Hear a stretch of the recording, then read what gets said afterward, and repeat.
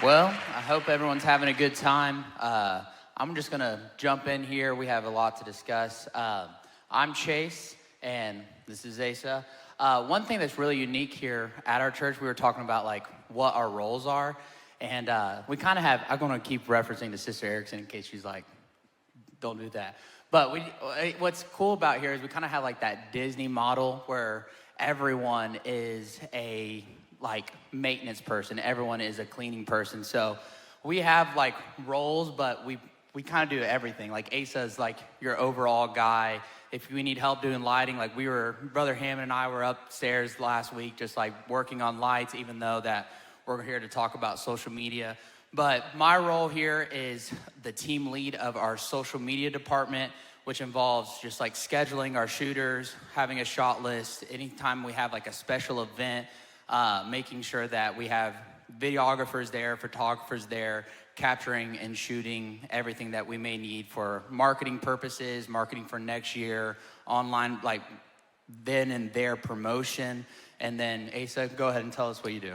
Yeah, so I'm on full-time staff here at FAC Maryville as the audio and design coordinator. And pretty much that's a fancy way of, I'm just kind of a liaison between the pastoral team and some of the design teams. We use Right Brain Ministries, which is Chase's company, for a lot of our design work. So I'm pretty much act as a liaison between that. And then I'm here throughout the week to shoot, edit anything, just kind of fill in the gaps as needed. Yeah. If you have that slide, we have a QR code that you can throw up there. We have a QR code. There's a lot of stuff that we're going to kind of throw out there. And if you want to scan this, it will have a little bit. So we're going to go over our shot list, planning center, our photography system, which I knew the Ericksons talked about that in that general session, our editing and uploading workflow, the gear that we use, and we'll kind of dive deep into that. We also have some tours this afternoon where we can kind of do more Q&A and show you kind of hands-on a lot of what we're doing. And then tonight we actually have a social media movement social following our evening service. So if you want to have even more just going in depth, and we have so many more just systems and resources that we won't be able to cover today that you can go and we can talk in person about. The first thing in there is our shot list. So this is our shot list that we pretty much dream, and it's in that Dropbox link, so if you want to download that, you can kind of follow this. It's kind of made for you, pretty much everyone to follow. This shot list will allow you to pretty much have everything that you need for, I say, shooting for the future. I actually grew up as a church planting kid, and I remember our very first service, we had, I think it was 14 people in our first service that we had. And I remember I told our photographer, I had to play keys, and I told our photographer, like, make sure you get all 14 people in every shot, and only those 14 people in every shot. But now, last Sunday, they had 485 people in their service, which is awesome. In 9 years, they've had 485 people that now go there, but we have no footage to kind of show people what those 14 people, kind of where we came from. So I always try to tell churches and people, shoot for the future. Don't just shoot for what your social media plan is for that week. We have we'll mention it a lot, but we have this guy, Kenny. He came here in the altar, and if you saw what he looked like on his first Sunday and what he looks like now, you probably wouldn't recognize him at all. But I remember I took a video of him in the altar, and he was really having a touch of the Lord. And then weeks or months later, he ended up getting baptized, and like God really used him, and it was such a powerful moment. But I remembered in that moment, like, oh yeah, I captured him weeks ago, and I went through, which we'll go through like our uploading and editing process. I remember I went through the date when he got baptized, and we made this post that was definitely powerful, but I never used that video then. I used it later. So I always kind of say shoot for the future, and this shot list kind of helps you. So when you go to your pre-service, we have a pre-service shot list, which is getting your greeters, people fellowshipping, laughing, people walking in from outside. If you have signs, getting people using the signs, interaction between guests. And then our in-service shot list, making sure you get singers and musicians. I tried to capture at least one photo of every single person that's being used on that Sunday. Because again, you're shooting for the future. You don't know whether that person what their life may be like in years from now. So you can be like, hey, look at you from when you were shooting on like September 4th of 2023, and now look at you September 4th of 2030, and you're like married and you have kids, and look how much God has used you in that time.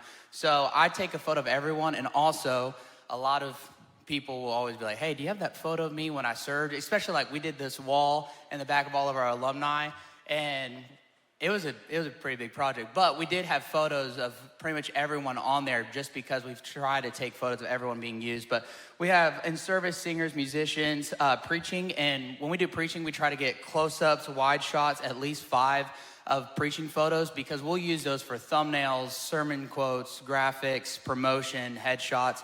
A lot of times people will reach out to me like, hey, do you have a photo of so-and-so preaching at your church that we can use? So we try to keep that logged, and actually I'll put in their name in Dropbox so I can look up like Pastor Kenneth Carpenter in Dropbox, and it will show me every photo through AI of him. So when people like send us like, hey, do you have a photo of Brother Hammond or Brother Erickson, we can kind of just put in their name and generate that. Crowd shots, wide angles to also show like progression. I get the whole band and singers, each one, altar calls. Try your best to capture every baptism, Sunday school, and then at the very bottom of that shot list, we have expectations, and we ask that every week this shot list is achieved and photos are edited and uploaded to Dropbox by Monday at 10 a.m. at the latest. Please try to have at least 25 edited photos each week. This is a ministry. Always ask God for help with your talents. Always put God first and make sure every creation edifies him. And then if you have any questions, ask your team lead who that is. So yeah, I'm just gonna go quickly over our systems that we have. This one's created by Chase. And I believe, Brother Erickson can correct me, I believe we have examples of these systems available for people to have. But I'll go over this really quick. So our purpose and scope of this ministry is, this team's purpose is to use creative talents to spread the gospel in our community and the world, to create memories for our church family and give the church something they are proud of and can share to everyone how great their church is. And that kind of goes hand in hand with what Chase was saying just a second ago.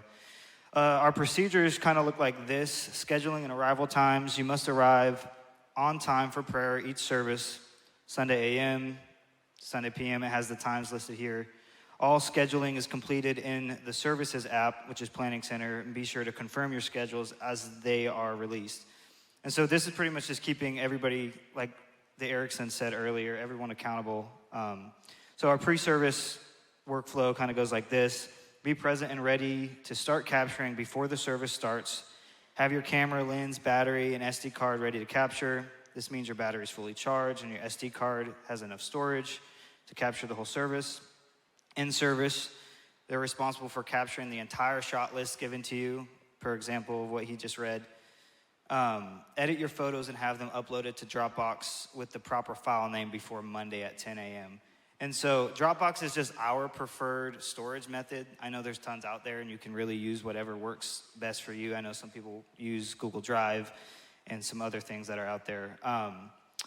Make sure you communicate with your team lead if you need to make any changes to the workflow. Be ready to capture any baptisms following the service and upload before Monday at 10 a.m. The reason we upload before Monday at 10 a.m. is because on Monday, we're going in immediately and we're creating as many posts as we can and we're scheduling it out.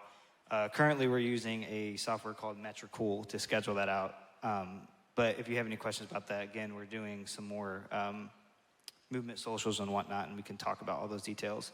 And then it has dress code, no denim, no hoodies, must wear dark colors, just to not be distracting. I'm not gonna go through all that. And then we have like our background check policy and procedures. But that's pretty much it as far as our system goes. Yeah. Also in that Dropbox link, we have our gear. And if you do have time to come to the Movement Social, I would love to be able to talk to you guys on gear that can work for your church. So if you see that gear, some of it can be like overwhelming when you see all the cameras and lenses. So feel free to either this afternoon or during the tour or after this evening service during that Movement Social. I can go and kind of help you with kind of 3 or 4 different packages of gear kits that can work well for your church. But what is a successful social media strategy? And there's a few things. This is actually like my favorite part of it all, is not all analytics are the same. So I have a company called Right Brain Ministries, and we help churches and businesses with their marketing and social media and just helping them. We say like we're their creative team. And it's not always about likes, follows. There's a lot that kind of goes into that. And you'll hear a lot, if you follow a lot of social media influencers online that help you grow your social media, especially church ones, they'll tell you, like, don't just use your social media as a bulletin board. Use it as an outreach tool, which in the grand scheme of things, yes, that is great. I think social media is definitely the best overall outreach tool that we have. I mean, within a second, you can access billions of people. But the measure of success is not always just likes and followers. So there's actually this like example that I watched online where they had this big influencer meetup, and the platform TikTok, which is basically short form video content, reels. There's this TikTok influencer that had millions, I think it was like 20, 30 million followers on Instagram or on her platform TikTok. She did a big like talk on how to grow that platform, and there was about 700 and some people that attended that talk. But then there was a YouTuber that followed her that had about 3 or 4 million subscribers to YouTube, and there was about 5,000 to 10,000 people that attended his talk. And it kind of shows you a little bit about that influencer. If you saw her on like the side of the road, she has 30 plus million or 20 plus million followers, you really wouldn't recognize her because she has no community. She truly doesn't have necessarily like that much influence, although that other person had a lower number of people that subscribe to his platform. Because of that long form content, he truly is creating relationships with everyone that does follow him. And therefore, when he does say something, his influence carries a whole lot more weight. So I've always said this for a long time is if you can gain influence in your city and among the people that you fellowship with, you truly can have success with your social media, and that will help your social media to truly serve a purpose. I remember one of our clients, we posted a reel. It was very simple, of this older man getting baptized, and you could tell if God was using him. And we put like a trending audio on it, and I think it had close to 300,000 or 400,000 like views, and the page actually gained 2,000 followers from just that one reel. But I looked at the analytics, and none of them came from the city that account was from. So it's like, it's cool that like, yeah, we can say we had 300,000, 400,000, 50,000 plus likes and 2,000 new followers, but really the weight of all those analytics don't hold much to it. But then we have posts of like, we did a video, and it was actually like I don't want to say it's an accident, but it was like, wasn't planned, of a video of a Pastor Carpenter preaching a message. On the morning, he preached a place called heaven. On the evening, he did a place called hell. And I was just sitting in the office. I was like, hey, I have extra time. I'm going to just like look at some old footage, posted it.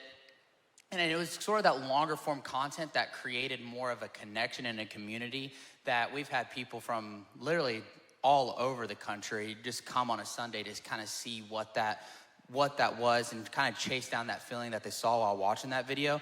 So I say that all to say this is, when you create a social media strategy, you have to create something that kind of covers all those things. So I always ask like a church when we first start working with them, like, what makes your church great?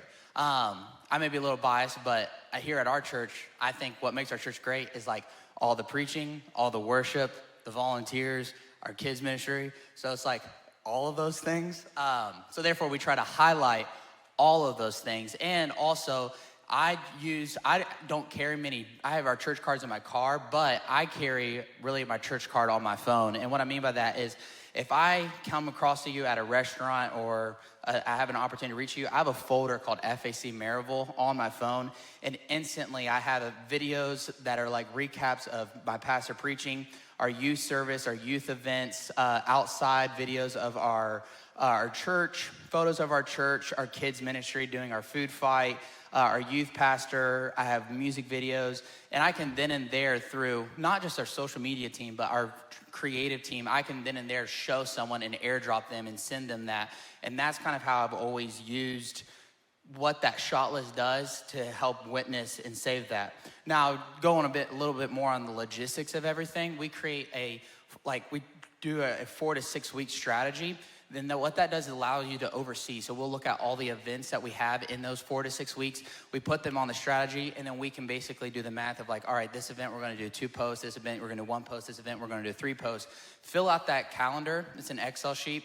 Fill out that Excel sheet calendar of what those posts may be. And then we're going to follow up with, all right, so we have these days that have nothing in there, and we're going to use these days to highlight our special ministries. So if you have super dynamic worship, capturing that dynamic worship. If you don't have the best broadcast sound, I suggest putting like a on-camera mic. Rode Go has a really cheap, like $40, $50 mic that you can just attach to your camera and be as close to the speakers as possible, and that will help you with a better overall sound.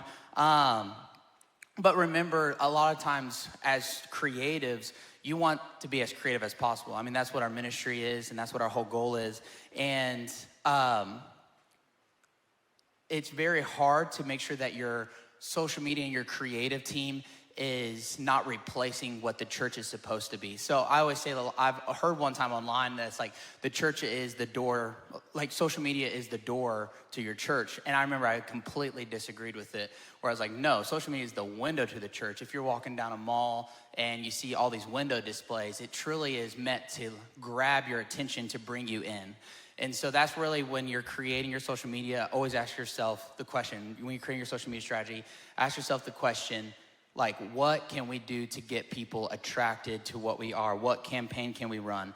And then also, if you are the lead of your social media team or creative team, the number one thing that I've noticed that you need to have, and like a prayer that I always try to tell our creatives here is, I think our one talent that we need to have outside of knowing how to use a camera and knowing how to use a phone is discernment. I think that, especially in the apostolic church, a creative really can make a bad church look good, or a good church look great, a great church look terrible, and a terrible church look awesome. And so you do kind of have this chance of like, what is this church? But there's so many moves of God that happens where creatives truly do have to have the discernment of what to show and what not to show. And so we kind of have a prayer that I always tell every creative, like, God, let me be at the right place at the right time and show what you want me to show, and make sure I don't capture the things that don't need to go online, and make sure that we have the best chance and possibility, one, to edify you and glorify you, but also reach our community.